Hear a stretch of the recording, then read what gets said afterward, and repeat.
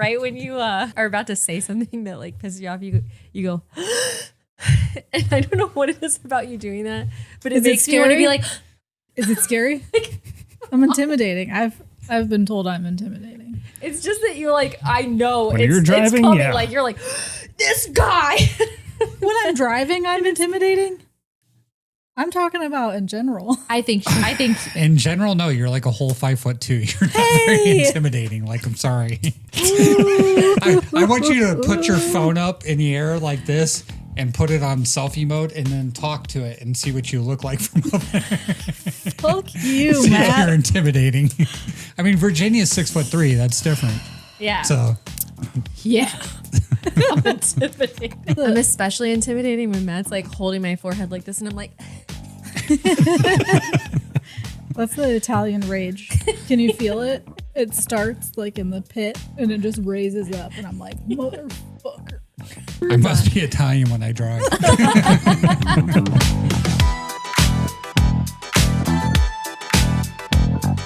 What's up, everyone, and welcome back for another episode of the Mamalukes podcast. We're your hosts. I'm Luke. I'm Alysha. I'm Matt. And I'm Virginia. And this week, we're covering DTF St. Louis, our first book review, which is My Next Breath, a memoir by Jeremy Renner.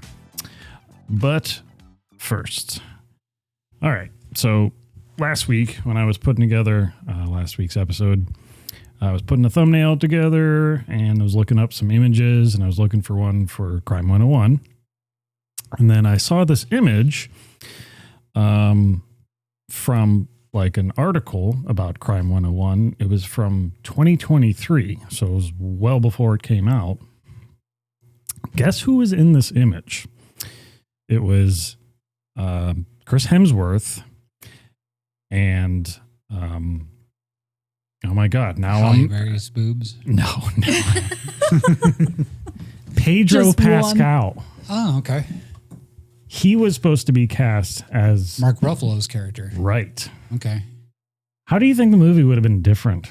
Probably better. Probably better, because Yeah. I feel like they just cast Mark Ruffalo by like hairstyle alone, and that was what they needed to fill that actor's role. I don't know. Somebody's jealous. Wait, I think I need to see a picture. Let me see if I Of can Mark find Ruffalo's it. hair. Yeah, I'm not a face to name person. I need to see it. The Mandalorian? Oh, okay. Yeah, this was the image I found. See, Oh, that's wow. okay. So, yeah, I mean, the image that they show on the right there is from, what's that HBO show he's on? One of Us or whatever it is. Game of Thrones. Last of Us. No, The Last of Us. Yeah, The Last of Us. Last of Us. Game of Thrones. He's right, though. He was in Game of Thrones, but he didn't look like that. No, he didn't. Yeah. I feel like you would have gotten a much different movie experience with him there in that character. Yeah. Did you watch it? No, I didn't. But No? I mean, I was just going back on or going off of your feedback. Yeah. Like Mark Ruffalo just seemed like an odd casting for that character. I thought so, too. Like, they kind of tailored to him a little bit, for that role, but it was still off. It was just, I don't know. He's not an intimidating police officer type. No, he's like not. That, so. Unless he turns into the Hulk. But I thought that was a bad casting. Honestly, Really? I'm still not. I thought it was it's okay, but I thought it I'm was still okay. not like a giant fan of it. You know what I mean? I don't know. Jolly Green Giant. You think he should play Jolly Green Giant? He said I'm not a giant fan. The Hulk is green. Jolly Green Giant. This is the part where you say that was funny. That was funny. Don't you guys think it's funny? I'm funny. Look, Dad. Women can be funny too. Hey, don't give that guy too much attention. We know you're funny. Sometimes we're just Looking. What? we're not paying You're attention. what? I don't know what Matt was going to say. Funny. Looking. Oh, There we go. See, I told you one of our friends are slow. Pun. it's me. Wait, explain that. That's Well, you my see job. when you look in the mirror. Oh, gotcha. Yeah. Oh. Oh, All right. Anyway, Anyway, so yes, would have been a different movie. yeah, I just thought I'd get your reaction about that. that's interesting. Did you see anything about like? So I guess it was just a conflict with Pedro Marvel. Pascal's probably Or the Pedro Mandalorian, Pascal's or scheduling. everything that he's Gotcha. Well, yeah, I mean, he was doing. I mean, 2023. He was He probably needs still to get doing a clone. in. He was doing the Fantastic Four at that point. That He was Last doing of Us. the Mandalorian, The Last of Us. Yeah, so- yeah, I'm sure. he was busy. Yeah, He still is busy. good for him too. Yeah. Coming Yeah. from Nothing. what fucking soap operas, and then that one spot on Game of Thrones, and turning it into this. Yeah. so, good for him. Yeah. And then the day after last episode, we went to see the Super Mario Galaxy movie. Woohoo! Who stayed awake the entire movie? that Raise your was going to hand. be my first comment. I took a great nap. Yeah. So, I mean, it's definitely It's a perfect siesta movie. yeah, So kids loved it. it's definitely aimed at kids. I would say. Did you fall asleep? Did I? Yeah. No. You usually fall asleep, so No. you must be a kid. See, I wouldn't say I'm a diehard Nintendo fan, but I was catching like all the references to like the Mario universe and like the other games that were featured in the movie. I didn't know before the movie that Star Fox McCloud was going to be in it, so that was a nice surprise. That's kind of like a cult classic Nintendo franchise. There's actually a big joke about that because they leaked it and showed that he was going to be in it. Oh, see, I wasn't paying attention to Yeah. any of the No, that's good. leaks. So that's what they said. Oh, it would have been a great surprise if, we didn't Right. tell everybody ahead of time, but Right. yeah. So, okay. So maybe you can explain this because they did not in the movie. okay. What game is the paintbrush from? So the paintbrush was from, you could probably find multiple games that was from, but the one that sticks out the most to me is Super Mario Sunshine, which was like the main Mario game that came out on the Nintendo GameCube. Okay. So like 2001 era, where, spoilers, Bowser Jr. is in that game and he has that paint brush, and basically it's loosely used to do like the same things he was doing in the movie. He wasn't like transforming it into like a weapon and swinging it around. It was more like he was painting like graffiti and like basically just making a mess everywhere. But like this weird magical paint was like Forming into something. he would use it to like spawn enemies and do all sorts of stuff. He used it to like disguise himself as Mario. It's like Shadow Mario or something. So everybody thinks like the premise, the island the game takes on, it's like Mario committing all these crimes when really it's just Bowser Jr. We were driving home and I looked at her and I was like, yeah, I was like everything after Nintendo 64. I don't know what the fuck it was referencing. Right. I don't think And that was the other thing I was going to say. Like if you're not really into like a lot of the Mario games, there's probably a lot you're just going to be like, Yeah, it was way over my head. okay, sure. This is happening. Back to the paintbrush. I agree with Claire. I wish they would have kept the dragon in a little longer. The Yeah. dragon. the main thing that purple he painted. dragon. at the Yeah. end. I had to think. So I think the dragon. Okay, let me back Again, up for a spoilers. second. But Yeah, more spoilers. we're gonna ruin this kids movie for all you fuckers. This cartoon, this animated movie. So the day after, this was a weird thing that happened. So our friend Steve Hyman, he happened to send us or send me a voice chat invite on the Discord, and he sent it to like a few of us because he was feeling doomish and wanted to talk to friends and like On the Discord. yes, on the Discord. But you know, us specifically, it was me, and well, Alysha was sitting next to me. So both of us were talking to him. Our other friend, Matt, not that Matt. You have another Matt? They have other friends. Yeah. Did you hear Yeah. that? Rude. And then No eventually. other Virginia, though. No. Yep. Yet. One of a kind right here. And then I've been looking. eventually the other Steve Skiddier, he showed up too.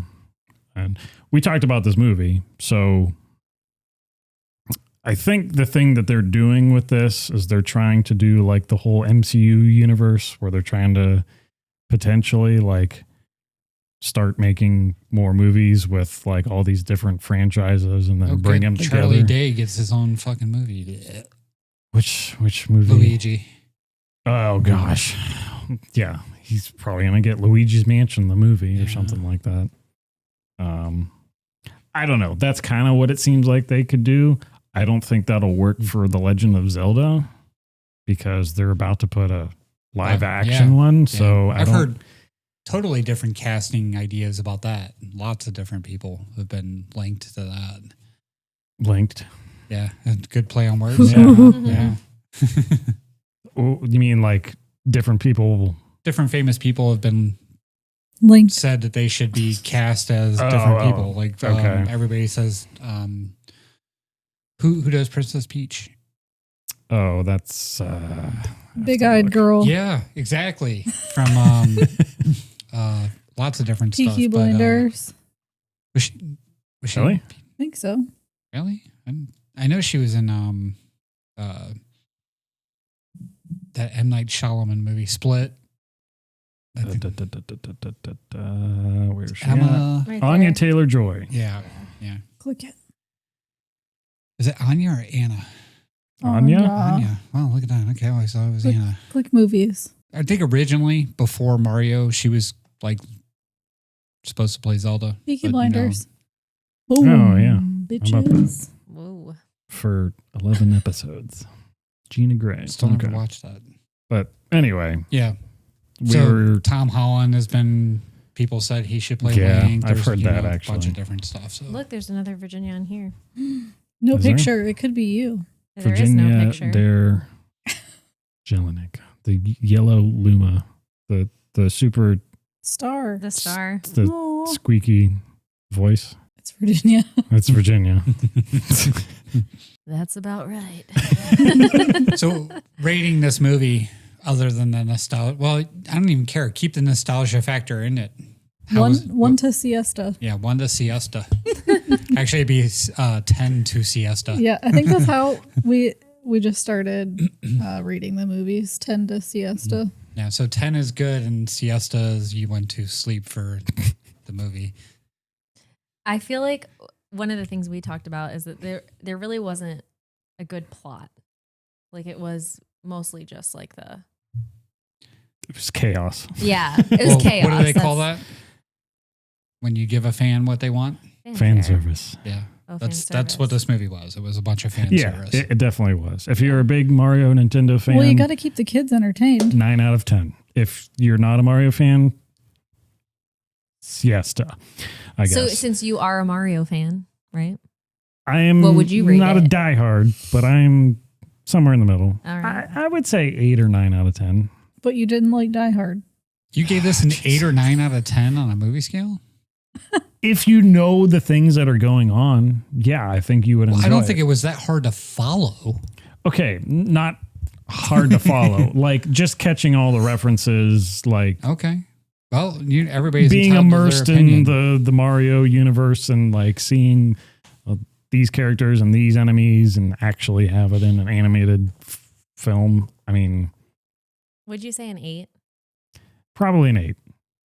I'm sure the biggest thing there, I can't go any higher than an 8 because there's a lot of plot things where they took like this game's plot and this game's plot and just smashed it all together. Super Smash Brothers. There was a reference in there too, Mr. Game & Watch. I give it a 5 because I did fall asleep and I didn't see the entire movie. So I give it a 5 also. And I think if you watch the YouTube short, it's called The Pitch Meeting for Super Mario Galaxy. It's spot on. Really? Yeah. Okay. So I would have given it a 6. 6. Are you just one-upping us? That's okay. It's okay to be wrong. Was that also a Mario reference? One-upping? I don't know if you've seen that, but A one-up? He put his hand. It's I don't okay know to if she be did that one on wrong. purpose. It was good, though, if she did. What? Did you mean to say No. one-up? Absolutely not. I caught it, though. See, you're being Even as- funny and you're not even trying. Yep. Next. That was fantastic. Next. So we 3D printed something this week, which took forever. But it turned out amazing. Let me pull that up here. Snail-tacular. That's your pun? Snail-trosity. super not impressive in that picture. But anyway, it's a snail. Virginia's son, for some reason, likes snails. I asked Matt to he's- make a snail, and he did this, which I think is like amazing. So You have to tell the story of why I had to make a snail. okay, well, That sounds reluctant. it was reluctant. Nolan used to be my student, and I promised him we have a 3D printer at the school, and I promised him he like got it was like a you can pick what you want kind of thing, and he's like, all I want is a snail. Like, I want you to make a 3D printed snail. This was like years ago at this point. And he has pet snails. He knows pretty much everything you could possibly know about snails. And anyway, I just never did it because and so then I was like, thought about it, and I'm like, you know what? Matt has a 3D printer now. Like, and honestly, I don't think I could have made a snail that cool. That's pretty cool. And it's hard to see. You can't really see it probably in this light, but the black is called Galaxy Black, and it just has all kinds of like flecks of different colors, and it's more of like a rainbow kind of Like looking glittery? black. Yeah, a little Okay. bit. I really think he'll love it. I think it turned out great. So It's actually a lot heavier than what it looks like too. I That's printed what it like she an said. 80. Yeah, it is. I printed it like 80% fill density because we've been trying to learn how to iron and like make adjustments and stuff like that. So it was neat. It's first 2-color print I've made. yeah, It did 386 filament changes where it changed color 386 times. So it scrapped like an entire solo cup worth of little pieces. probably and it more. changed color. Probably a Yeah, because cup a and a bunch half. of it was on my floor. So that was the first multicolor print I've done. So it was I pretty think cool. the colors he picked were really cool too. It does look very good. Very shiny. Real quick, before we get into our first main topic, just a little bit of listener comments and feedback, because I don't want to skip that again from... I did that last episode. So the short that we had, was it only yesterday? Yeah, it was yesterday, about your dad's RCA TV. Yeah. That's actually from multiple episodes ago, but yeah. Right. Well, so that was your comment on when we were talking about the DVD Blu-ray one, and you started talking about this. So it was like, Right. I was hoping this one would take off, and then, we'd have a ton of comments again. We should have put another picture of And Lightning then you would McQueen talk on about it more, and then I would make another short on it, and then this would just be a never-ending thing. That didn't happen, but We did get one comment though, and the guy actually says that his parents had a big ass box cabinet TV that sat on their floor, and then when it stopped working, they put a tablecloth over top of it, and they put a TV on top of it that worked. And I commented back, "You should listen to the whole episode because we talk about that." So, yep. and I said they just in case he didn't want to hear from random guy in the comments. Right. But yeah, so no, we appreciate your feedback on that. Thank you for listening. But yeah, I think a lot of people my age saw that happen. Mm-hmm. Right. All right. So let us get moving on, because we're already running over, to DTF St. Louis. What you got? Okay, so DTF St. Louis is a show on HBO Max, and the cast is really good. So David Harbour and Jason Bateman headline it along with Velma. Velma. Because she's forever going to be Velma to me. But Linda Cardellini? Yeah. She actually played Jeremy Renner's wife in The Avengers. Yes, she did. Oh, yeah, yeah. But so the premise of this basically doesn't really have a whole lot to do with DTF St. Louis. DTF St. Louis is basically an app that Jason Bateman eventually tells David Harbour to get on to basically, he convinces him, you should see if, you can find a hookup on this website. And, okay. But that is what DTF actually stands for. Yes. Down the fuck. That's exactly what it's for. All right. And man. Okay. Yeah, Starting where do you out. start? Yeah. This movie jumps it's a series. Sorry. It jumps all over the place. It's a movie. Sorry. It starts off explaining basically that David Harbour dies and it's trying to figure out who killed him. And it goes back and forth between present time and the past. And then it goes back to the past a little bit further and explains like little bits and pieces of the story, like all the way through. And eventually I was just going to spoil the shit out of this. I really was. I was just going to come in here and tell you exactly every single thing that happened, but it's worth watching. I agree. It was good. You kind of have to guess what's going on the entire time, and they keep giving you little bits of the story in the right places to make you try and figure out what's going on. And the ending is not what I expected. I actually did figure it out in episode 5, so I figured it out 3 episodes before the end. But it was funny. It made me question. There was one scene that made me actually question, did I get it right? Right. But the acting in this is just wild. Like, it is the most awkward shit. Like, more awkward all than these Mark people, Ruffalo? Yeah, way more awkward. Oh, wow. Like, all these people are like, probably in real life, they're in their 50s, if not older. Like, right. Jason Bateman might even actually be older than that. But so they are talking about like the weirdest sexual interactions and stuff that you can possibly imagine. And they're just like, they're going on with it. Like, shit happens in this and you're just like, Okay. what the fuck am I watching? And it's like one thing after another. It never stops. Yeah, no, it doesn't. And it just gets worse and worse and more awkward and more like it's cringe. Okay. A lot of what they do. And like, I'm an open person. Like, I don't have a problem having a conversation with somebody about sexuality, what they, what people like, what they do, anything like. They make it cringe. Okay. Like, they make it weird. Yeah. You know what I mean? And Jason Bateman, maybe it's just Jason Bateman. Like, the things he asks, like, he ends up, I'm just going to spoil one part, but basically he ends up fucking David Harbour's wife, which is Linda Cardellini.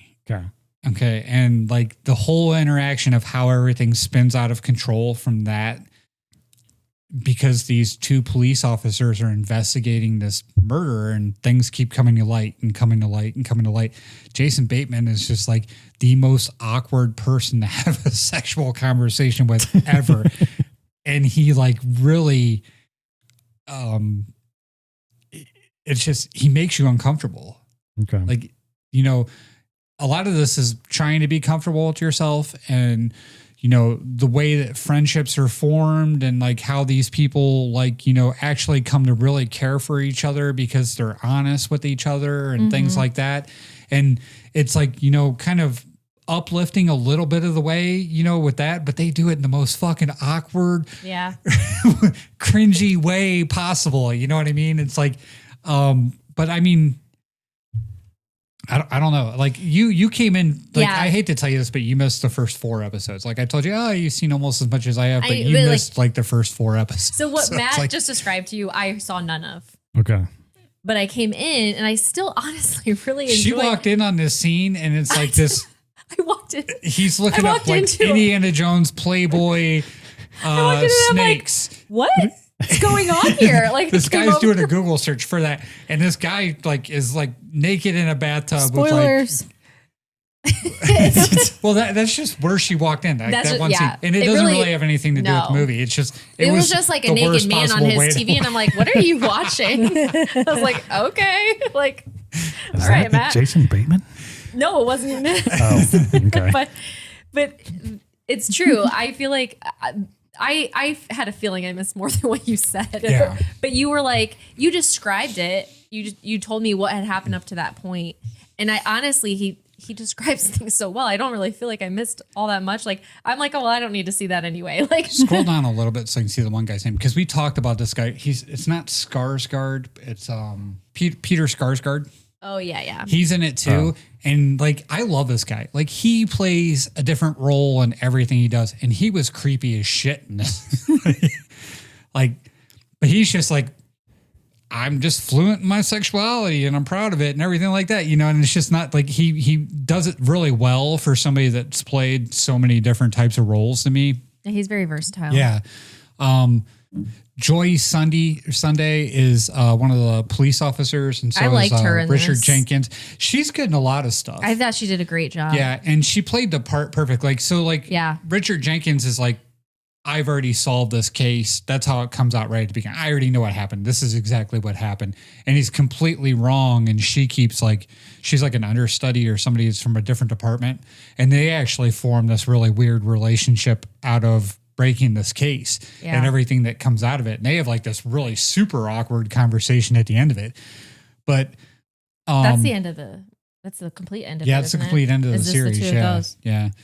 Of them. But it was good. It was surprisingly good. Like when I saw it, you know, I'm like, you know down what? the fucking St. Louis. I'm like, I don't really know about that. You know. You know what I think it is? I think there's a few things. Number one, some of the dialogue that's in it really makes you like. I mean, there's some people that have some weird fetishes, like they have all kinds of like.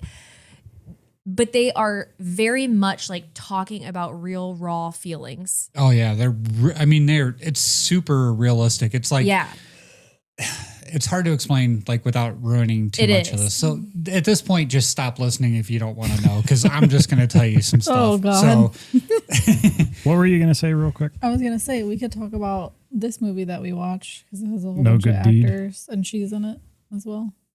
Right. I totally forgot. Just a quick one, me too. Linda Cardellini's in that one. Okay, go I ahead, like Matt. her.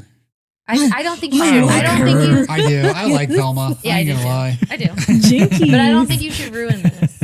No, don't. No. No. Okay. I would Well, just here say. I'll say this. Okay, so there's something that happens in this movie, and like when it happens to David Harbour, it's the change of the whole pace of the show, Yeah, I Okay. agree. and it's just like, man, it's really fucked up. Yeah. And then the whole rest of the show, you're just like, you just feel for him the whole rest of the show, and he does so good with it, and like. I don't know. Like, Well, this is nothing like anything else you've seen David Harbour in. This is nothing like, you know, I was explaining to her, like, he was in Hellboy, you know, and Stranger Things and all that. This is completely different from anything I've ever seen him act in. And he's just, and I actually thought he put on as much weight as they make him appear in the show, but apparently that wasn't the case, which is going to come into my trivia question later. Oh, okay. But, because, you know, he got really big for Hellboy, and you saw the difference in like season 2 to season 3 of Stranger Things where he got big. Yeah. Right. You know what I mean? Like when they tried to make him the prison guy, you know, that was about the same time he was playing Hellboy. Okay. He was built at that point. You know what I mean? And I thought maybe he put on all this weight for the show, but he didn't, which is good for him because holy shit. Yeah. It's a different, and they focus on that. And you know what I mean? And there's parts of this that like really harp on like self-image. his feelings toward it and her feelings toward it and anybody else's feelings toward it. And it's just like, it's super cringy and awkward, but it's real. Right. And that's what I was going to say. The other thing I really think the reason why this was good is because like it has some of those things that we've talked about in other movies that make them awful because like you don't feel it. You don't relate to the character. You don't like have any emotion towards it. And this wasn't. I mean, they did a great job of like making you feel something. Right. And I think that's You why. may not be able to totally relate to it. No, I couldn't relate to half of the stuff on there. But like you could feel their emotion. And I think it's a testament to these actors. I mean, they really did a great job in this. It's worth watching. And yeah, Jason Bateman wasn't even Jason Bateman. Like, normally when you see Jason Bateman in something, he's very quippy, very smart alecky. Right. You know, very. He's confident, but it's like underplayed a little bit how confident he is. But he's like, and he's not like that at all in this. You know what I mean? Linda Cordellini, super strong person. Super strong emotionally, super woke. Just the whole thing. You mean her character? Yeah. Mm-hmm. And I don't know what she's like in real life. Oh. So Sometimes you do. So I wasn't sure. No, I don't know what she's like in real life. So, But I wish I did. Come here, Velma. Back to being relatable. Is it because the emotion is horny? No, there's everything. Yeah, there's there's- everything in this. I Like, relate so much. it makes you go through a range of It is. emotions. I It was makes just- you go I through was just everything. Like, kidding, I was just kidding. no, I mean there is We're that side serious. of it. There is that I can side tell. of it. Both of you. Yeah, whatever. But there is everything in this. There's comedy. There's like sadness. There's all of it. I mean, Yeah, like I said, they do great. This is like a 9 out of 10 series. Like, Yeah, I and agree. it doesn't seem like it would be. Yeah. And when you first start watching it, you're a little overwhelmed, and it's like, okay, you know what I mean? But it's like, I mean, I don't know what your guys' conversations are with people, you know what I mean? So, but like I can relate to some conversations that these people have had, and things that they were talking about and stuff like that. And when you're vulnerable and you're open with somebody and, you don't know how it's going to go. you don't. And like Right. in this, like David Herbert, his character is just open. Yeah. You know what I mean? And that's the other, He's anything. and I feel There's like no hold, there's no whatever. Yes. You can tell this guy anything. And it's just like, wow. And I also feel like it made me think of his character as someone, I almost said like him, but I really don't know what he's like. But when you're watching his character, it's like, I remember thinking like, wow, he really knows himself well.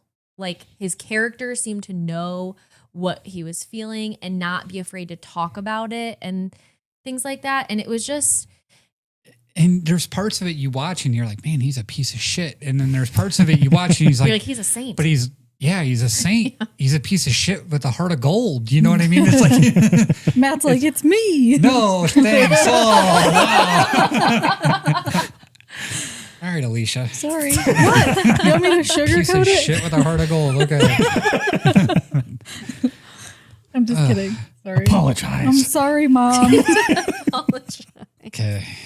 Let's have a real raw conversation right now. Yeah. You're going to look me in the eyes and tell me you don't think I'm a piece of shit? No, I don't think you're a piece Oh, of shit. come on. I'm just kidding. I don't think you're a piece of shit either. But he, moving on, he does a great job. And I think the whole cast in all, like the people that they cast to play the parts were great. I agree. And it doesn't seem like it should have been. Yeah, You all know what I those, mean? and it doesn't seem like they should all fit like Right. in the same series. Richard Jenkins plays the same kind of part, like as the police sergeant, lieutenant, whatever, that he's played in multiple different things. He fits that stereotype great. But even I feel like He had some growth. Yeah. yeah. I mean, that's the thing is that there was a lot of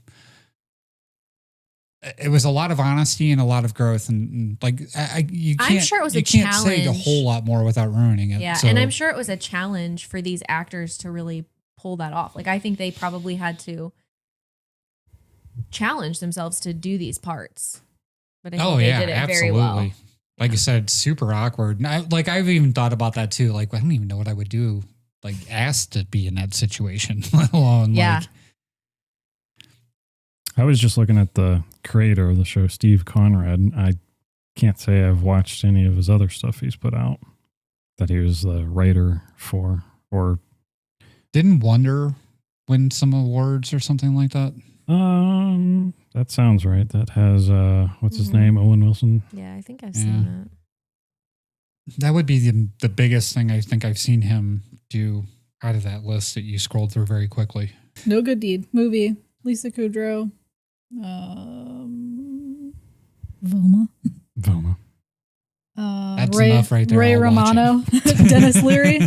Velma. Oh wow, I'm that's in. a pretty good cast. Yeah. Except for Lisa Kudrow. But, Yeah, you know. I'm just gonna talk about it because I remember the whole movie. Okay. Wait, I'll watch it and then we can talk about it. Yeah. Okay. What's it on? Give us. Netflix. It's on Netflix. I think it's on Netflix. Okay. Have you guys ever seen Garden State I don't know. Garden State. Google. No. with Zach Movie. Braff, It has the best Natalie Portman? soundtrack I think I've ever heard in a movie. And it's also got Peter Sarsgaard in it. No. Speaking of which, Sarsgaard. I love this movie, and I don't know. It's not like, yeah, it's got good reviews. Yeah. I love this movie. Okay, and I've talked it up. So Virginia's like looking for it in my bookshelf of movies the one day, and then finally I'm like, you know what? Fuck it, I'll just buy it on Amazon Prime because I love the movie anyway, so I don't mind having a copy of it. And Virginia's like done with the movie, and she looks over at me, and I'm like, yeah, you didn't like that. And and she goes, what did you like about it? I'm like, that movie hits me in the feels. Like for me, like I like the movie. It's relatable. It's like not, I don't know. Like I like the movie. What It's got is a it really on? weird pacing to it. So basically I his think it mother was dies and No, he no, comes. wait. What is it on? Oh, it's not on anything. You bought it yeah. on what? I bought it on Amazon? Amazon Prime. Okay. Yeah. Sorry, go ahead.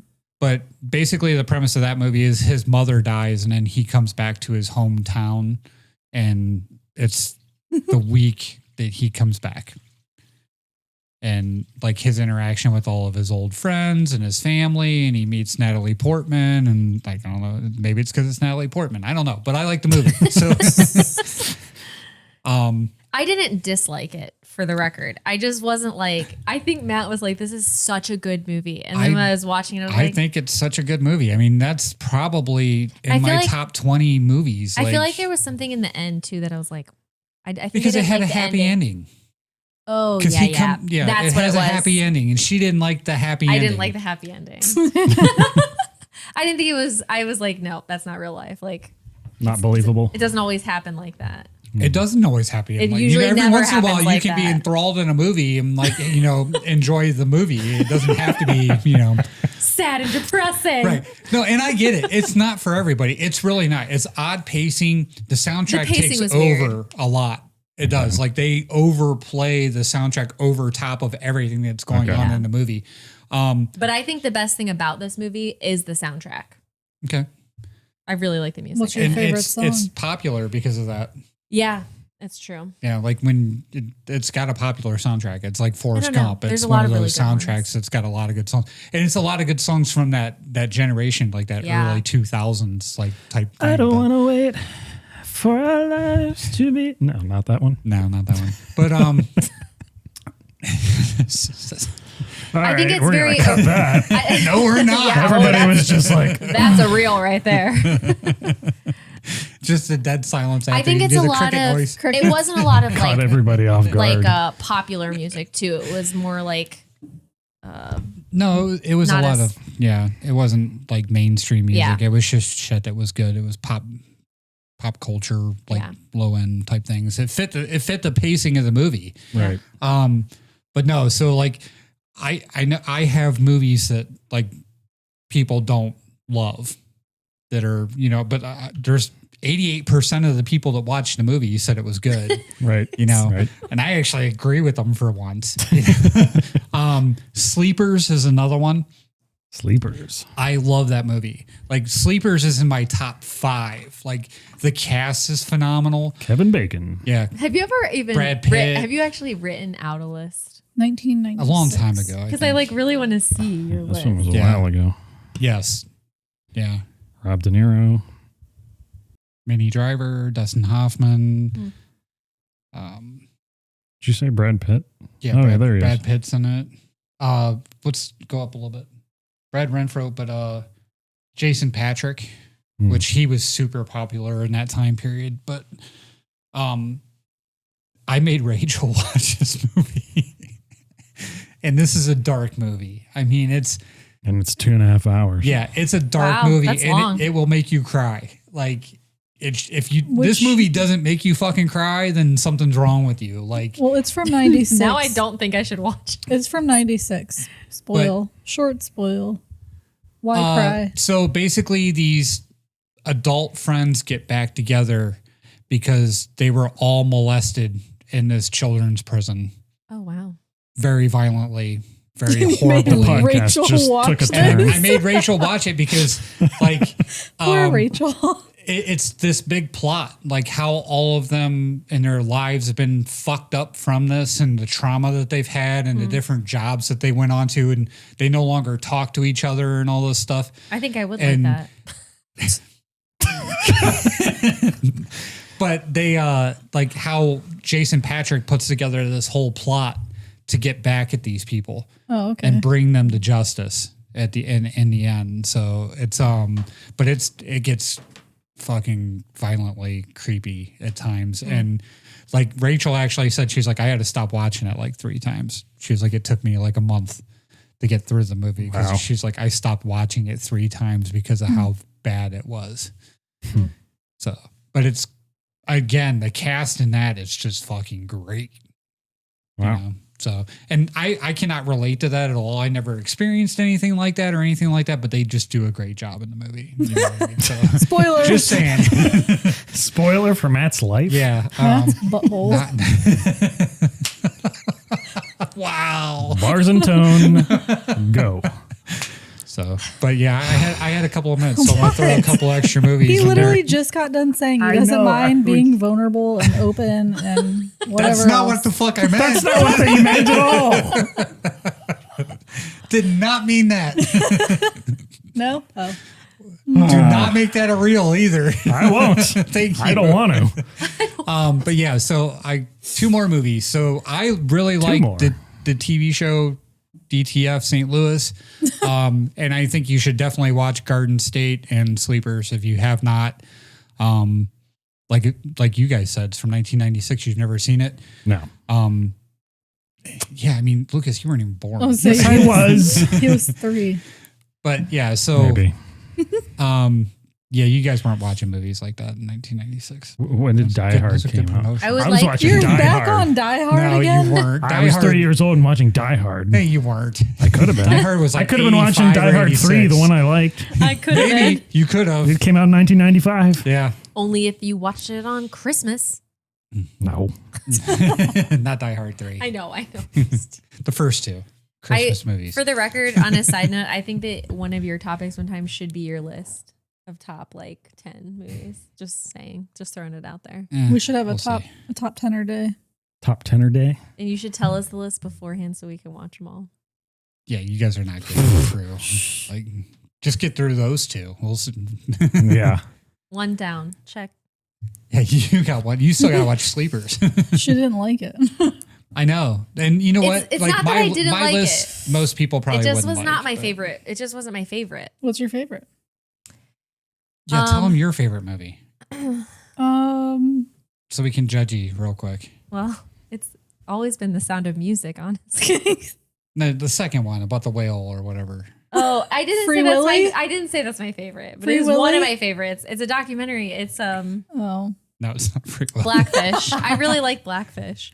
Yeah. When that came out, I have probably watched that movie 50 times. I really like it. I think it's so well done. So everybody go watch Garden State and Sleepers and then watch Blackfish. And The and Sound of report Music. back, please. Right. Because then we would like to, be able to. Okay, whoa. I didn't say it was going to be everybody's. I Compare said and for contrast. me, Yeah. I really like that. So Yeah. I didn't claim that it's some amazing. Not Bad Fish by Sublime, by the way. This is Blackfish, the documentary about killer whales, Orcas. which In are killer captivity. whales. One and the same. Yeah, true. You ready for a break? Time All for a right, we're break. going to take a break. We'll be right back.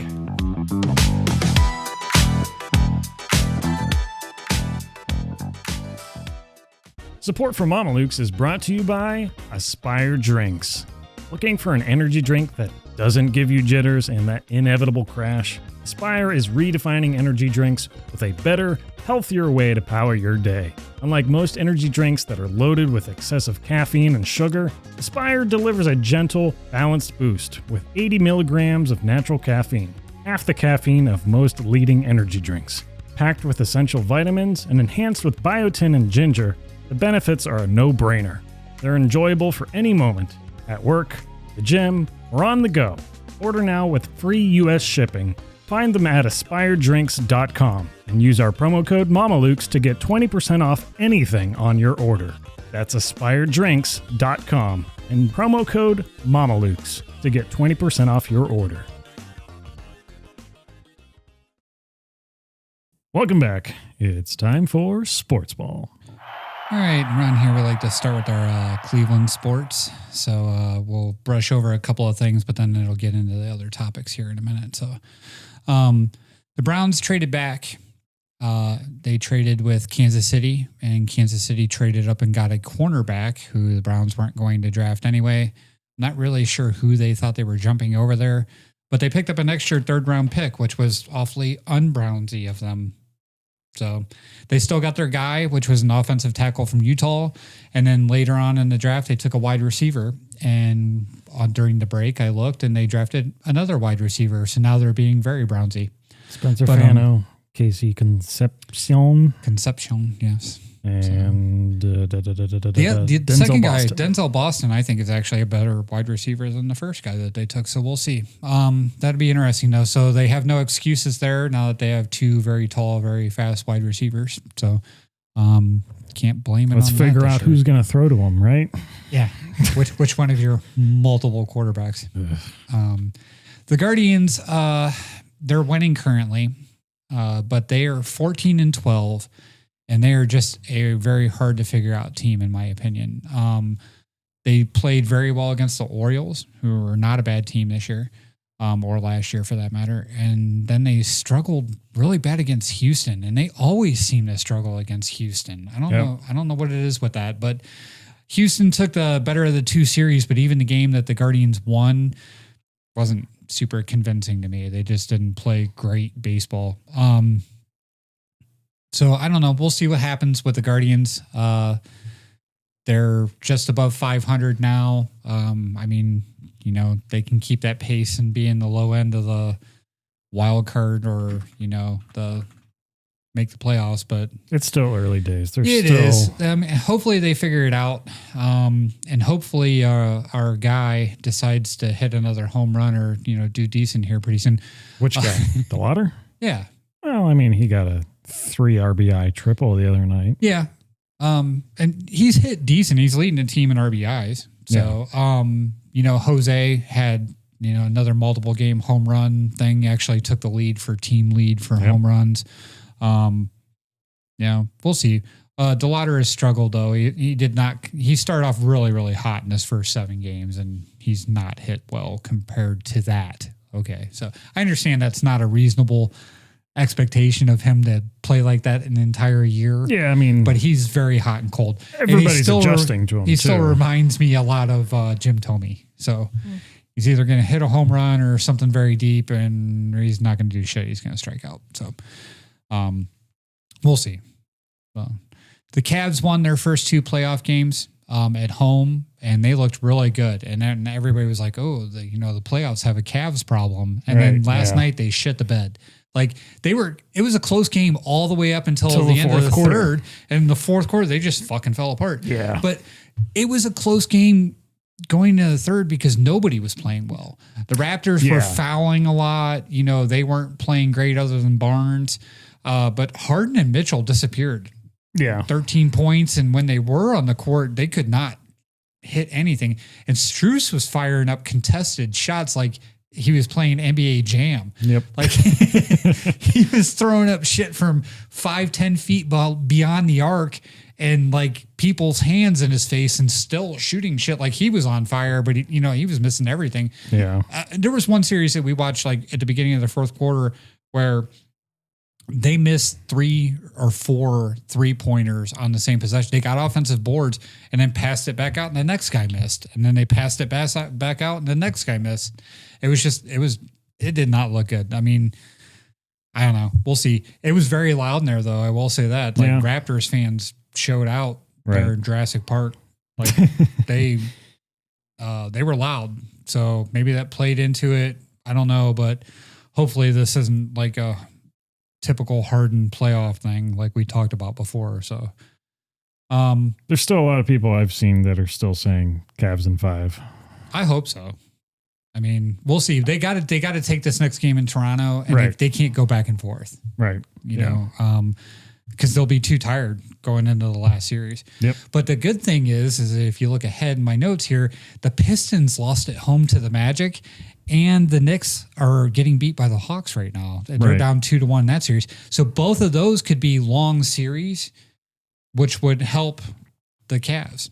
So there's always, that possibility there. Like, even if one of those top 2 teams comes out of it, the Pistons or the Knicks, they could be long series. So we'll see how that plays out. Minnesota is beating Denver 2-1 in that series, which I didn't really expect Denver to shit the bed, but I guess they've been up and down all year. And then LeBron is playing like a man possessed. Like, the Lakers are getting ready to play right now. He knows his days are numbered. He does, but he is willing the Lakers, like, without Luka and without Reeves right now. He is playing like a man possessed. I don't even know how else to put it. He won those first 2 playoff games. Yep. Like, he was everywhere. Like, even if he wasn't scoring, he had the ball and he was running point. He's 6'9" point guard, but like, especially the first game. Like, I think he actually came out and surprised Houston, with how well he was going to play. So, do you think OKC is going to sweep? Yes. Yeah. I think OKC is the team to beat. Right. Like, I don't really see anybody that's better than them, that's more complete than them. They have 3 people that can come off the bench and score. They're the team to beat. So, I'm not saying I'm happy about it, but Yeah. Touching a little bit on the NHL playoffs. It sucks that Dallas and the Wild have to play each other in the first round. Those are 2 of the best teams all year long. Like we talked about many times on the podcast, it was the Avalanche and then Dallas and then the Wild, and they were all really close to each other. It sucks that one of those 2 is going to have to leave early. Minnesota's not playing well. I don't think they're down 2-1 in the series. I think Dallas is going to take this. The Avalanche are going to sweep. They're just so dominant. Everybody else that's kind of up in the air, except for Carolina in the East, is running away with that. They're sweeping the team they're going to play. But everybody else is like 1-1. Oh, I'm sorry. I take that back. Except for Pittsburgh, which I love. They are getting the shit kicked out of them by the Flyers. And I mean that literally. The fights in that series have been unreal, like whole line fights. Wow. The other night, I swear, I mean, it was 10 people fighting again the other night, right behind Pittsburgh's net. And Pittsburgh has no 4th line whatsoever. And Philly has, that's what's been the biggest change in that series, is their 4th line is coming out and kicking the shit out of Pittsburgh. And I mean, like, kicking the shit out of Pittsburgh. They're putting them in there on the ones. Wow. And they're just roughing them up. And Pittsburgh has no answer for it. They're old. Pittsburgh's old. Right. I mean, Letang, Malkin, and Crosby, they're all old. You know what I mean? They have no answer for. They're just getting physically outplayed, which I love to see. I hate Philly too, and they're going to lose when they play a talented team. But it's just nice to see them beating the shit out of Pittsburgh, because I hate the Penguins. And the Penguins beat the shit out of the Devils all year, so it's nice to see. But other than that, it's still up in the air. There's a lot of time left in that. And then the last thing that we like to talk about is there's 48 days until the World Cup. Wait. What about NFL? We still have some NFL draft things. Yeah. So What did you think of the draft? Like the surprises so far, other than everybody traded. Like everybody kept trading back and trading up for weird things. The only thing that I really saw, I haven't paid too much attention other than the Browns couple picks, was Jordan Tyson. And did you think that they were going to get a wide receiver again? Like I wasn't even paying attention to that. The only reason it caught my eye is that apparently Jordan Tyson is Jalen Tyson's brother. Okay. Jalen Tyson on the Cavs. Yeah. Which that's interesting when you have cross sports the Saints siblings. Not good. No. Drafted Mike Thomas a couple of years ago, Right. and then they turned around and got that other what's the other guy from Ohio State that they drafted real high? The Saints? Yeah. Like a while ago? Yeah, it was like 3 years ago. But they keep drafting wide receivers in the first round. Like, go out and get something else. Like, your defense is fucking terrible. Yeah. And they passed over Caleb Downs. Like, why, when he was sitting right there, who's going to be, like, I think he's going to be a top 10 corner. Like, everybody projects him to be like a top 10 corner. And they just let him go. And then, the Browns have a good, I'm sorry, is Caleb Downs safety? He's a safety. I'm sorry, I said that. But he's going to be a top safety, 10. yep. Yeah, he's going to be a top 10 safety. Like, everybody is like really, really high on this guy. And they took another wide receiver. It's like, why do you keep taking wide receivers? It's like, it seems like every other year they draft a wide receiver in the first round. You don't have anybody to throw the ball to him. Your offensive line is terrible. Your defense is horrible. Like, they couldn't even keep you in a game last year. And then you take a wide receiver. That was the biggest shock of the whole thing to me. Kansas City traded up and addressed their need. Like, they did need to replace the guy that went to the Rams that they lost in free agency. I think it's Duffy or McDuffie. Trent McDuffie. Yeah. So yeah, there's that. But other than that, it hasn't been super surprising. San Francisco traded all the way out of the first round. They gave up their pick 3 different times, I think. And they ended up getting a wide receiver in the first round from Ole Miss, who I know nothing about. So I don't, the pundits are already like, well, there was 3 better players at the position. Well, they don't have a great history of drafting wide receivers. So we'll see what happens in 4 picks. Yeah. So to be determined. We'll talk more about that next week. See who scored well. And now you can say 48 days until the World Cup. Sorry. Now there's 48 days until the World Cup. That's our end of Sportsball. There you go. All right. Up next, we've got a book because books. We read those. Because we read and stuff. Well, Virginia does. Hey, I read books. Do you read books? What books? I just finished the Feng Shui book. Like a cookbook? Feng Shui. No. I know what you mean by Feng Shui. What was the title of that one? I don't know. It's upstairs. Okay. Sorry. Must have been captivating. I forgot.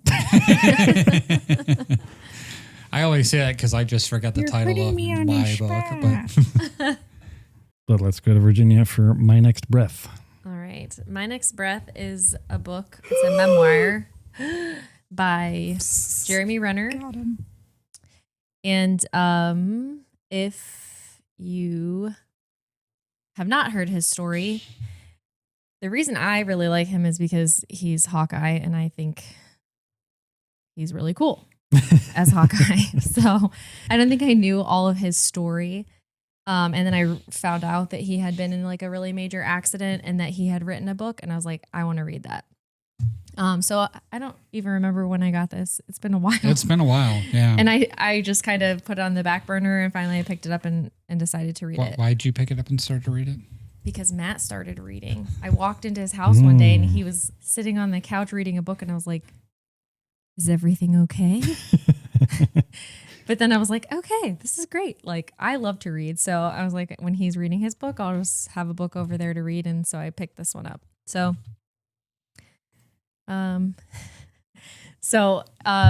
anyway, what happened to him basically is that he had a very serious accident January 1 of 2023. So in 2023, he was the second most Googled name, which I thought was pretty crazy because everybody wanted to know about this accident. Just for reference, he's also in things like The Hurt Locker, The Town, American Hustle, and The Bourne Legacy. So I think I really like him because he was never like he was never like this like main person, but he had this like character about him where it just I feel like it drew you in. So I really liked his acting. And I learned that he really didn't start with any reason to be an actor. Like he had to really work his way up to being successful in the acting industry. So essentially what happened is he has a home up in the mountains. And so because there's always snow there and things like that, he had a machine called a snowcat. And he describes it, but to actually see it is pretty crazy. He has pictures in the book too. Just watch The Shining. Is there one in there? Oh, so, but it's basically just like this little cab, and then it's like on basically like a bulldozer type like wheels, but they're huge and they go far out beyond the cab. So he tells his perspective of this whole thing. And his nephew was helping him clear snow because they had like a really like huge storm, just crazy amounts of snow.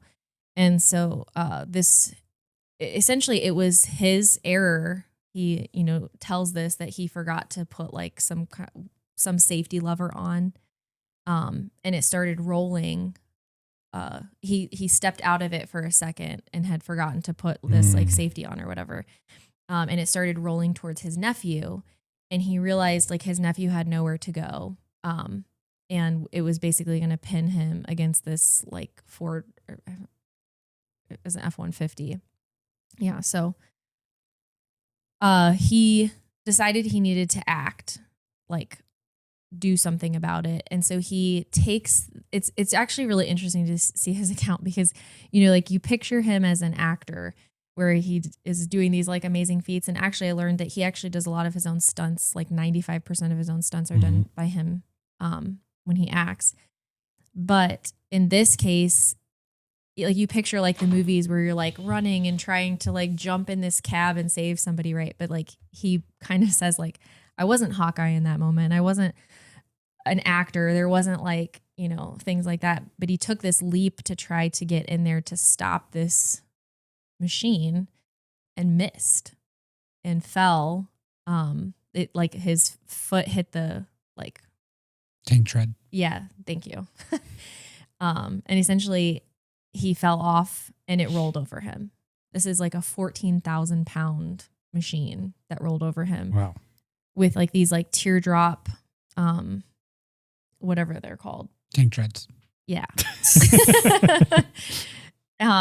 So I am not going to spoil the book because I do think it's worth a read.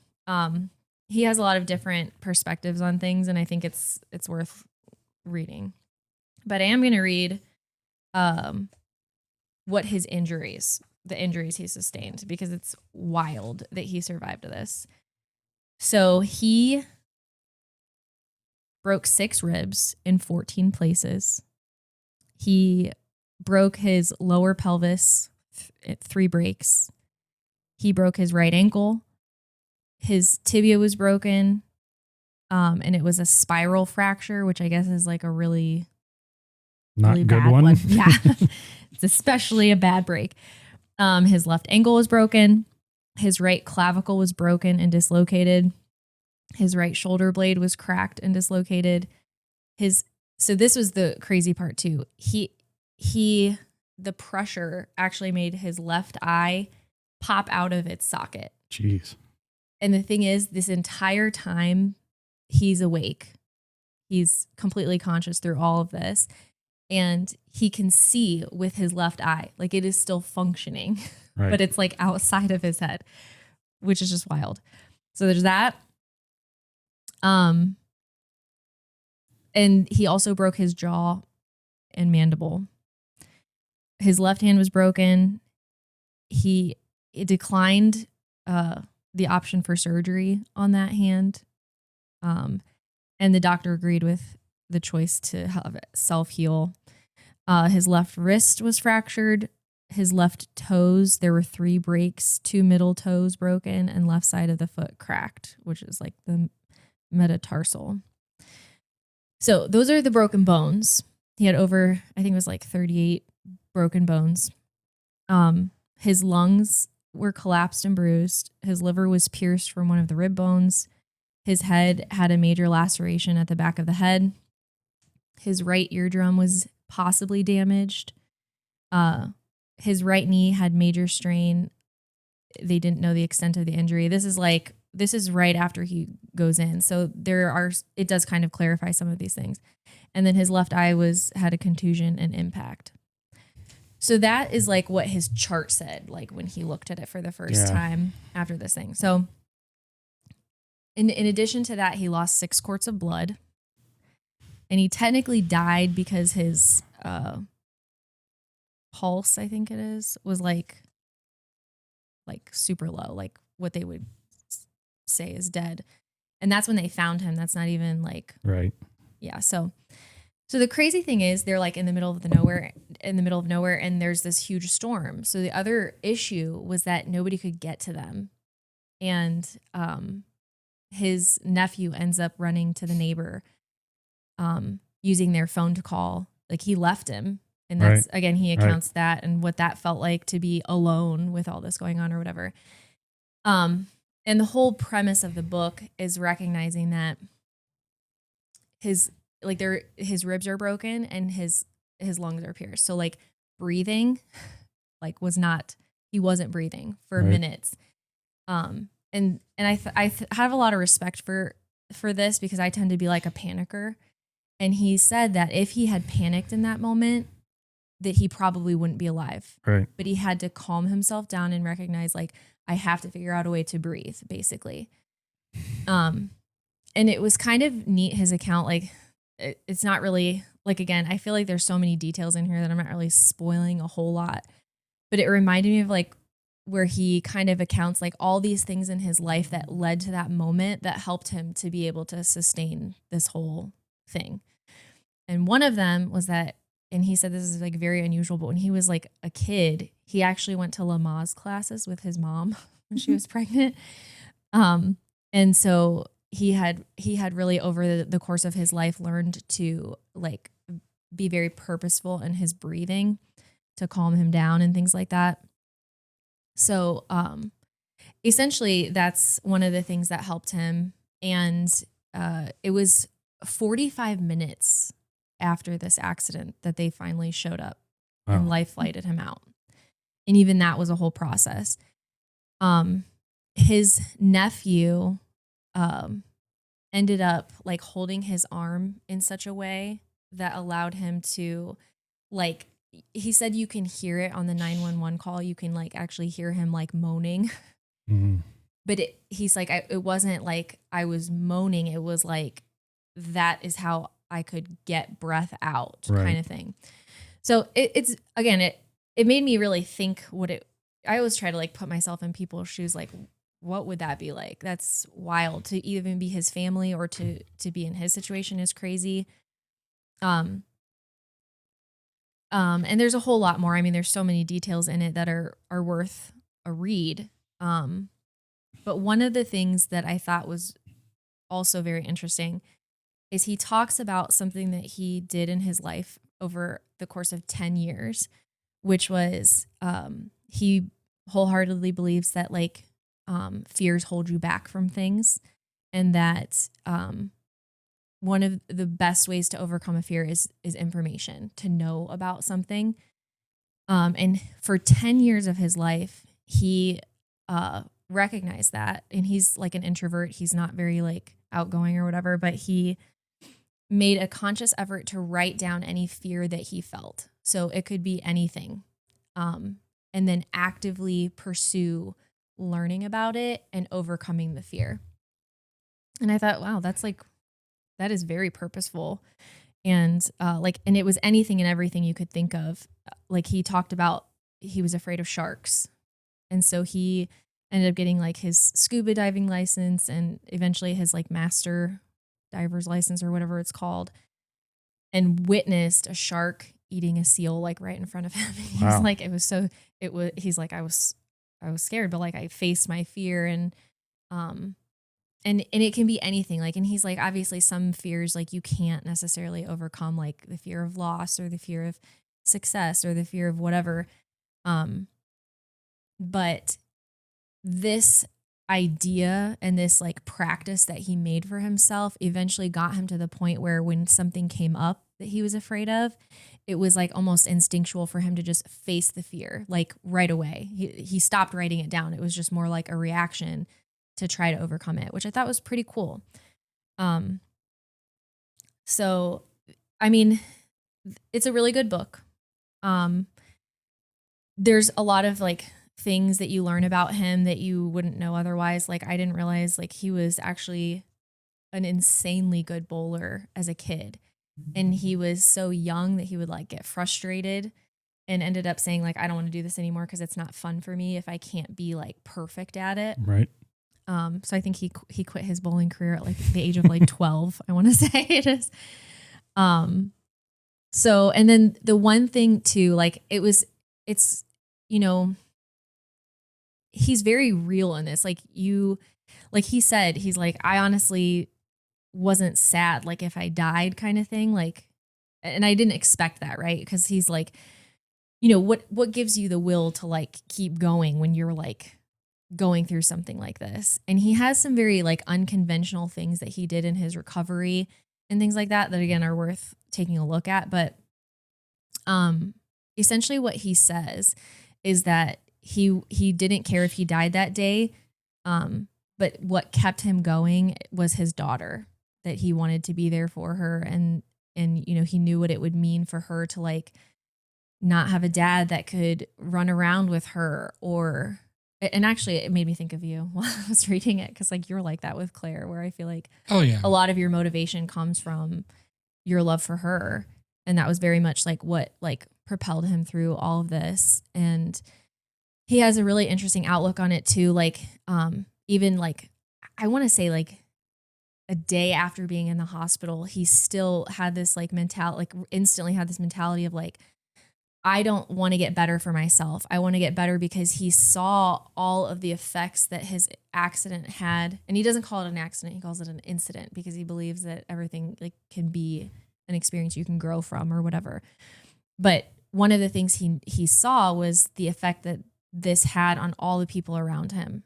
Right. And so his like will to get better and be positive and be better each day came from knowing that if he got better, that it would help heal some of the things like the wounds that had been caused from this incident for the people around him. And this is like family, friends, even like his nephew Alex, who witnessed all of this. I mean, he says it all the time, like that will never go out of his brain. Like the things he saw that day were absolutely awful. Right. And so it's a really cool story. I think it's definitely worth a read. I can't remember. I think it was you that was telling me that he actually had Marvel like gave him a hard time right afterwards. No, I never said that. No, okay, maybe I made that up. But anyway, he is still acting. I did look that up, and he prioritizes his health and his family above any roles that he takes. Yeah, he'll never be able to physically do Marvel movies and stuff again unless they severely limit it like they do Robert Downey Jr. Right. Like, I don't know how much you know about like how much they do. Like Robert Downey Jr. is old. Yeah. Like he's only wearing like half the costume 95% of the time because he can't physically wear an entire Iron Man suit. Right. So a lot of it's CGI, you know, and stuff like that. So they might be able to do stuff like that for him. I mean, Hawkeye was in the series was probably the most athletic he was. Yeah. And then he wasn't wearing a whole lot. Yeah, I mean, but even still, like he wasn't doing a whole lot of action in the movies. He was, Yeah, it was shooting kinda just- freaking arrows and stuff like that. You know, it's like, Yeah. and a lot of what was around him was CGI and things like that. Yeah. But I think he was. Oh, well, he hold did a on. lot in Mission Impossible. well, yeah, he did Mission Yeah. Impossible and The Bourne Legacy. So, like, but in the Avengers movies and stuff like that, he did have to be in shape. So there Right. probably was a lot that went into that for him to be able to, you know, show up and be, you know, Cordellini's husband. So That was the point you were That- making there. that's I a see. share. It's all Jeremy. becoming clear now Back to Jeremy. I didn't read the book, but I do remember seeing about his the accident. segment on Jimmy Fallon. Yeah, He I did was- watch that. He was saying something about how like impacted him like emotionally, physically, and spiritually, and talking about fear. He was like, "Well, I'm over that fear of all of this bad shit happening now." Yeah, I think it's the so. This is I don't think it's really spoiling it, but the very end of the book is him basically getting back in the snowcat and saying like, "This fear won't get me either," kind of thing. just don't jump out of it while it's moving. Well, it's funny because he says getting in it was no problem. I had no issues starting it up. Even moving it from place to place was no issue. He said getting out of it Right. did like I felt it kind of thing. Especially because I guess they wanted his mom said she wanted to burn it. And he said no, like this is, you know, this is a way for me to overcome this fear or whatever. But he said when he was getting out of it for the first time he ever got in it, that he saw pieces of his clothes still like on the Tank tracks. yeah. That's my part in this. It's so important because every time I'm like, what did he say they were? The wheels? I don't know. Right. Tank treads, tank tracks, whatever Yeah. you want to call them. But yeah. So yeah. And I have to say, like, so just so like some numbers. He was only in the hospital between 2 different hospitals for 12 days after this. That's crazy. That's it. They kick you out of the hospital pretty No, quick now. They did not. Yeah, not in this case. Wouldn't they want his money though? They Well, you know, when she was sitting there and like, this is just like first instinct impression, but you were saying, you know, everybody around him was really traumatized. I'm like, yeah, because they just lost that fucking paycheck. Oh. Yeah. I'm just thinking, I want to see what his eye looks like now, but probably even better because if you have money, honestly, this is a crazy if my thing. eye popped out, you guys never look at me again. Dude, I don't know. You can put that You thing better put a away. patch on. he looks completely normal. So the crazy part is he claims that he can actually see better now, and they didn't do anything except for sticking it back in the socket. Fuck yeah! Don't you ever just want to take your eyes out? Oh, is this For the another? night? Oh, this is a magazine. Yeah. I was like, April did he write another book? 2025. So, yeah, he looks pretty good. Yeah. Nice. The only like negative thing I would say I didn't particularly. This book could probably be a lot shorter. He did repeat himself quite a bit. It's Well, a yeah. short book too. It is a short book, but it could be even shorter because I think he. got to get that money, right? Yeah. I mean, at least he overcame all of his trauma. Yeah. Don't, It's a really well written book. I think he did a great job. I don't really diss do. him for repeating. No, He's no. just things. mad because Scott Lang wrote a book. And for you geeks out there, you'll catch that. But Ant-Man wrote a book, so he had to write a book. Right. And it was actually by Scott Lang. It wasn't What's Ant-Man's about? Just Paul his life? Rudd. Paul Rudd. Yeah. It wasn't Paul Rudd. It was Scott Lang wrote a book in Ant-Man 2 or Right. 3, and they actually published that book. Oh, wow. Oh, yeah. I read that. Did you? Yeah. Oh. Well, I recommend. I would probably give it probably an 8 or a 9 out of 10. But I enjoy books like this. Is there a bias for book reading compared to anything? I don't know how Rotten to. Tomatoes. on books. Yeah, I don't know. A book Rotten Tomatoes. I don't know how to. I mean, Amazon says it's 4.5 out of 5. So That'd be a 9 out of 10. So yeah, that's basically what I said. Yep. So check it out. Give it a read. Exercise your brain. Let us know what you think. I'll stick to doom scrolling. I'm just kidding. Stick to doom scrolling. I can learn so much in 5 minutes. You could. So speaking real quick, live update in the past. Okay. The Browns traded with San Francisco to get their pick. Oh. So the How Browns relevant.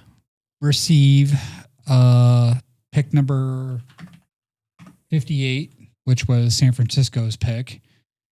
And they also received the 152nd pick, and they gave up the number 70 pick and the number 107 pick to San Francisco.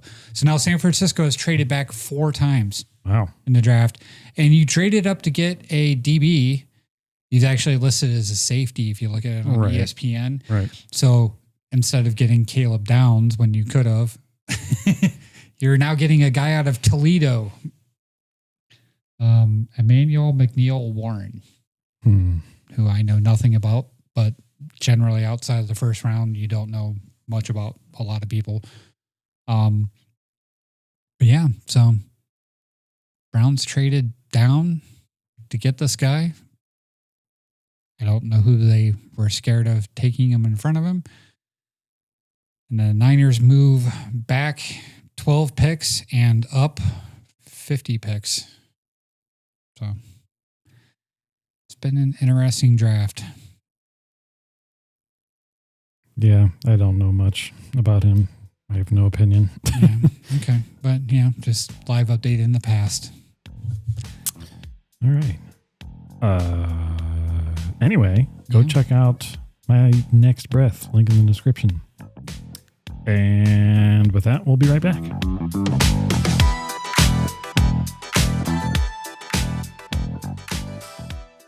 This episode of Mamalukes is brought to you by Wave Dash Radio.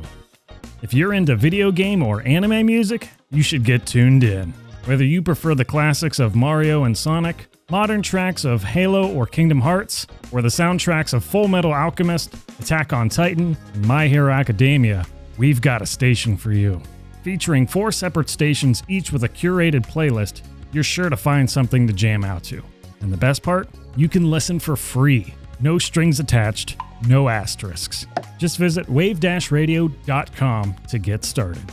That's WAVEDASH radio.com.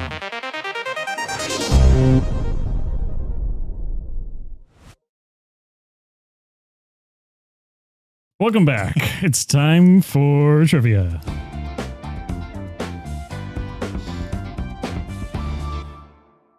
All right. So Question 2. yeah, we're going with question 2 first. Thanks to Virginia during the break. We're changing this immediately. I know the answer to question 1. Okay, well, you're going to have to wait. Yeah. All right. So Great. my question is, how much did David Harbour's fat suit belly weigh during the filming of DTF St. Louis? So option 1 is 15 pounds. Option B or 2 is 20 pounds. Option C is 30 pounds. And option D is 50 pounds. Do they get to see a picture? Yeah, Lucas will put a picture of the... I'll look it up. I'll find one for you because A picture there's a specific image. Yes. Of alcohol? David Harbour and Of his his fat belly. fat belly. Oh, I thought we were talking about drinks. Picture. They don't serve those anymore. I know. I wrote that on my comment card last time. That's great. For everybody trying to think, that was a reference to hilarities. So, And we're drink pictures. yeah, you have to buy the individual drink for $12 a piece instead of a pitcher for $40. To share with friends. Yeah. Anywho. All right, we'll start with Lucas. What do you got? I have no idea, so I picked C, 30 pounds. That is correct, sir. Hey, that's me. Right, not having Alysha, any since you idea. got it wrong, what did you get? 20. I picked 20 pounds. 20 pounds? Yeah. No, that goes to somebody else's weight we were talking about earlier. What do you got? Ooh, shots fired. Wow, double whammy right here because I missed it. Dude, that belly was so big. I said D, 50 pounds. Well, I was hoping that they didn't make it super heavy for him to carry around. It was awkward. It was uncomfortably. So And no, it's wrong. It's and just to be it was fair, just awkward because it was a big belly, not because it was uncomfortable to look at. No, I didn't mean that. I meant Just he mean. looked. Okay, that's not what I meant at Wow, all. I meant okay. he looked uncomfortable. 30 pounds. That's what I Gross. meant. Right? Oh. When Oh, he's she looked when at he's me then. Right after I told her I put on 45, she's like, 30 pounds is this. Awkward, gross. Like, I know, look I at you know. guys. I know what Now some we of know the these truth. poundages look No, like. see, Wow. like Freudian slip. That there's no good picture Yeah. there. So I said, It's to when be fair, it's when he's running that I it haven't looks- really seen it. So No, you got to see that. Well, there's Right. a picture of him with the fat suit, but they do a much better job of CGIing that in so it doesn't look like he's wearing yeah. that. So the only thing I seen was him in that sweater, and he doesn't look that fat. Yeah. I don't really want to Google David Harbour dancing in his underwear in a fat suit on your computer. You could look Incognito. up. On your computer, No. let's do that. Well, I didn't know if you were looking for a video. Is it Right this there. guy? Yeah. That's not a very good picture of it though. You can see it hanging low though. Yeah. Oh, there you go. can see it There's there, like yeah. a little video. So it's a fat suit. Did they get gay? It got awkward. It got cringy. It didn't really get gay. It was kind of like you have to watch it to understand that. Yeah, Like- it's to give away. We can't Yeah. tell you. Okay. There's a reason behind that. Hmm It's actually not. There's more it's- to it It's than not that. a horrible cringe like thing. It's like there's a kind of like a feel good type thing to that whole scene. If you can get past the fact that that's what they're doing. 30 You know what I pounds. mean? Ugh. Like, it's interesting. But anyway, yes, 30 pounds, fat suit. Ugh. Huzzah. Huzzah. Question number 1. Question number 1 is Jeremy Renner is fifth cousins with another famous actress. Who is she? Is it A, Jennifer Lawrence, B, Anne Hathaway, C, Emma Watson, or D, Gal Gadot?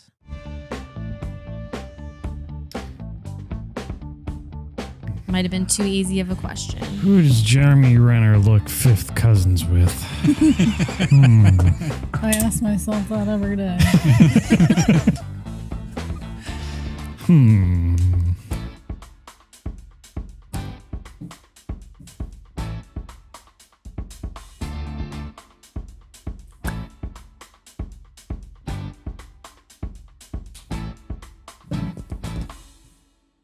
All right, we're going to go with Lucas since he put so much thought into it. Yeah, I really did because it didn't even erase my answer from the last question. C, Emma Watson.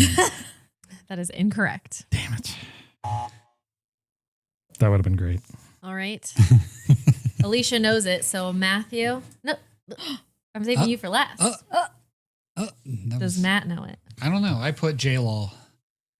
Jennifer Lawrence. I put JL. Yeah. That is correct. Look at that. And I like that fact because she's another favorite actress of mine. Titties. Not because of that. Oh. Well, I didn't think Gal Gadot. You know what it is? What? I'll tell you why. Because I like archery. I like Hawkeye. And I like Wow. Oh, brother. I was wondering why you're like, Hey, I like do you Jeremy wanna- Renner as Hawkeye. I'm like, who the fuck likes Hawkeye? I actually such a Passover character. Do you Like wanna they go tried shoot so bows hard to make him sometime? Yeah, give for a sure. fuck about him. Like, yeah, just Fun fact. I can shoot a bow. Good to know. Good to know. that's why she likes you. Probably. Right? And guns. Let me count the ways. We're shooters. Shooter. The jokes are failing right now. I feel like That wasn't a Just joke. on you. The rest of us That- are all laughing. That Like- wasn't a joke. I know it wasn't a joke. Oh, I could okay. make a joke about it. Well, you is just what said I'm the saying. jokes are failing. Like Yeah, his, the in jokes his mind. that I'm He can't trying to come up with. anything. Oh, okay. No, I'm not talking about you. I'm talking about me. Well, we're It's not used to I'm you. talking We're crap good. about It's not myself. you. We're normal. It's that's me. that's the Are we breaking up? I know how to shoot a bow. No, I don't. I don't. Compound, not crossbow. shoot your shot, Lucas. All right. Well, Okay. sorry, it is just failing. I have no shot to shoot. Good thing he didn't have to approach you at the bar, huh? Right. I have no game. I didn't Still approach him don't. at a bar. Mexican restaurant, whatever. the Yeah, hell that you wanna wasn't- call it. Wasn't a No. Mexican restaurant either. I slid into his DM. loves. That's where you shot your shot. Happy birthday. Shoot your shot. I shot my shot. Shot my shot. I shot my shot. It all unfolds. Yeah. Yeah. I feel like Lucas Rachel should feels be like- on the damn podcast at this point. Like we mention her every There's podcast. like 5 degrees She's of Rachel. Part of the reason know. why She is Kevin Bacon. all of us talk to each other. So That's true. I'm pretty sure, yeah, she was definitely in the episode 1 explanation of why Did- we're making a podcast. Did you guys meet her through kickball? Yeah. Yeah. Yeah. I harassed her until she joined the team. He really did. Yeah. He really did. In front of the other teams that already had her on their team. Yeah. Like it So was it was ridiculous. So this is how me and Rachel met. We were playing against each other in kickball and I had no knowledge of Rachel whatsoever. And I was cocky when I played kickball a little bit and I was pitching and she tried to steal home on me. And I kind of laughed at her and then I threw her out very hardly. Like, she tried to slide into home. And then when she got up, I was like, you're going to play for me one day. And eventually that's how it worked out. Like she was playing in Canton and I got her to eventually, I just had to sell her, I guess. But then she started playing on our team.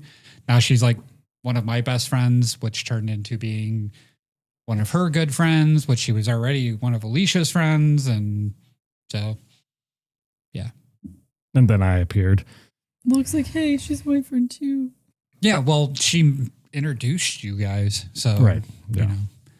Technically. I think you were just there, Correct. I was just there. at the Green Dragon Inn. No, that was actually Lucas that put all that together. Actually, you did?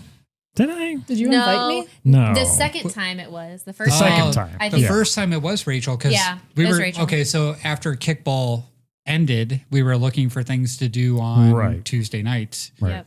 Rachel put that together, I think, to go to the Green Dragon Inn. That She was sounds full right. of like good ideas. She was like, "Oh, let's go do trivia. Let's go do this," and then like you find out she doesn't enjoy any of that. Just throwing stuff out. So it was funny when she told me, she's like, "I don't like doing trivia." I'm like, "It was your fucking idea to do trivia." Like, It's raining again. Yeah, I hear it. I don't know if it's going to pick up on the mics, but it sounds like it's raining pretty good. Sounds like we need to Wrap it up. wrap up this thing. That's all. Subscribe if you haven't already. If you're a new subscriber, which there's a good chance that you are, because we got a lot more. I'm not going to get into the details, but we have a lot more subscribers on Yeah. YouTube. 200% more. Maybe even 300% by the time this episode comes out. We'll see. YouTube promotion. That's it. No one else secret. And yeah, let us know what you think about this episode. Let us know your thoughts on all the movies that Matt brought up. Yeah. The book, My Next Breath. No Mamalukes of the week yet. No, we didn't get any. Just, comments it would about be old just fun. TVs. I think it would be fun. I think somebody should definitely write in. I mean, we all know somebody who's pissed us off, who's crazy. I mean, yeah, we were talking Even before the something that's podcast funny. Yeah. about bad drivers and stuff. It's always bad drivers for me, but Yeah, let us know. Share with us. Comment on literally anything, because we will talk about it. And check out our website, mamalukes.net. Check out our store. You can find our t-shirts. You can find our can coolers. You can find that polo that Matt wore last week. Is it back on there? that Matt had It over his is nipples. back up. Nice. The Adidas polo is back. Yeah, I'm still kind of disappointed he didn't get the crop top and wear it this week, but that's Oh, okay. yeah. I didn't pay for it. That was so- my idea. Yeah, I know. It wasn't my idea. I was gaslighting you. That's okay. And there's a hat too. There's a hat. There's a hat. somewhere. My hat. Yeah. No, it's You not down stole. here. I didn't steal it. It's around here You- somewhere. Okay. We appreciate you. Thank you. And we'll see you next time. Have a good weekend. Bye. See you later. Ta-ta.